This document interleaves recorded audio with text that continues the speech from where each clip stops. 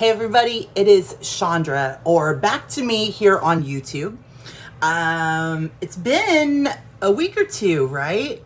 Well, nothing has been happening as far as the pre-op stuff goes. However, this week there's been a lot of stuff going on. So today is, what is today? The 16th. Today is September the 16th, 2020.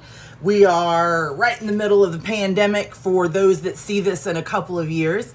And I am about to get my SADI procedure done in 12 days. I'm a little nervous. But today I'm bringing this to you because I want to talk to you about pre-op. So for those of you that are looking at doing the SADI procedure, so to back up a little, I'll tell you about me just real quick, go over the thing, literally 10 seconds. I'm Chandra. I'm in Austin, Texas. I originally had my vertical sleeve gastrectomy on December 30th, 2014, so 6 years ago. Obviously it failed. I'm fat as hell again. And the reason why I'm not crying over it is because I know I am. It's my fault, and I just need to get something done. So therefore, I have decided to do the SADI procedure. Now, the SADI procedure is new to, well, it's not new. I take that back. It is new to America-ish, not as old as the rest, like, the gastric bypass, stuff like that.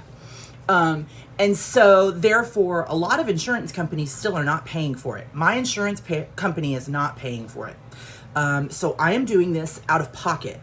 That being said, here in Austin, the cost of mine, and I'm not saying this is a cost of anybody else's, this is just the cost of my procedure, because, so the SADI procedure is part VSG sleeve, and then part, I don't know what they call it, anastomosis, which is they rearrange your guts.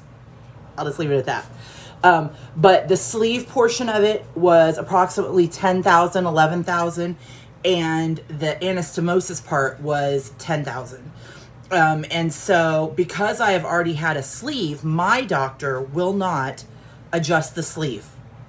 He is only going to do the anastomosis part, which left me with a $10,000 out-of-pocket cost. Thank God for 401k. Anyway, so that's what I'm having done in 12 days. That being said, there are a couple of things that you probably need to know pre-op going into it. So for those of you that have already done the SADI procedure, this video is probably going to bore you to tears. Also, for those of y'all that are looking into the SADI procedure, there's a couple of different names for it. So there's the SADI-S, SADI-S is one of the names. The other name is the SIPS, which is SIPS. And then the other name for it is the Loop DS. So I'm sure there's some things a little bit different that they tweak when they're inside, which is the reason for the name difference. But basically, it's the same procedure, right? So on we go. This is going to be about my pre-op. I started my pre-op diet for the SADI procedure on Monday. Today is Wednesday. I'm on day 3. And I've been keeping track of it. I got this on this website called bariatriceating.com, and I'll put the link below. But for $6, I got this little handy dandy guide I'll show you here. And it is just kind of a diet, 28-day tracker for those of us with bariatric surgery. And so what it does, I'll just kind of show you one of the pages, right? So here basically it is. This is what it has for each day. I don't know if you can see that. And you just document how much you ate, how much you drank, etc. And then later on, you keep this bad boy for future reference. I'm keeping track of my weight in here. There's another, oh, I was looking for my phone. I'm talking on my phone.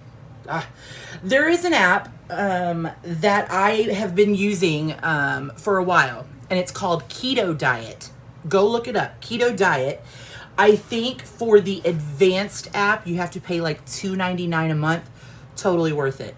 It literally gives you your macros on how much you should be, how much fat, carbs, you know, all that good stuff that you should be eating. And so I run with that, and they've got the code where you can scan the barcode, and it keeps track of everything for you guys. It's really cool.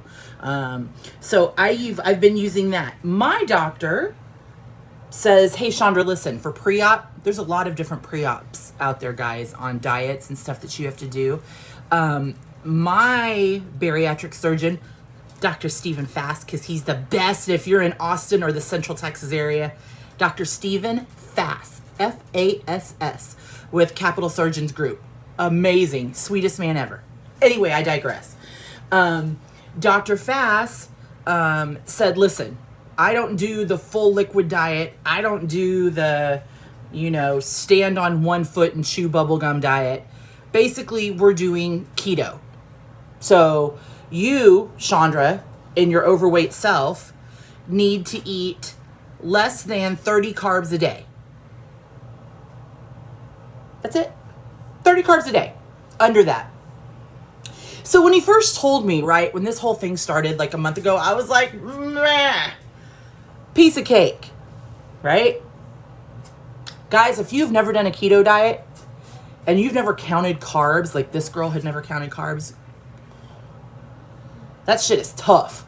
Just a Coke. So my addiction is Pepsi. Full-on Pepsi. Not diet Pepsi, not sugar-free Pepsi, not half-ass Pepsi. Full-on Pepsi. And one can of Pepsi will knock you out over your carb limit. So, needless to say, I have not had Pepsi in 3 days. My head is pounding.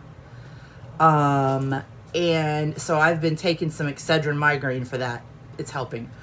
But I went to, because I am not a chef, I went to my grocery store and I went to the frozen food section, and the Atkins frozen dinners are perfect. They have breakfast, lunch, and dinner. The carbs are about anywhere from like 4 to 7 carbs a meal. So that gives you a little bit to play with as far as snacks go. I drink the Premier protein drinks. Those are amazing. I still like the old school chocolate. Those are the best. And so the last 3 days, well, Monday and Tuesday, and then today I'm doing well too. I'm hitting everything. So they're saying, hey, you should probably go into ketosis. I'm still waiting.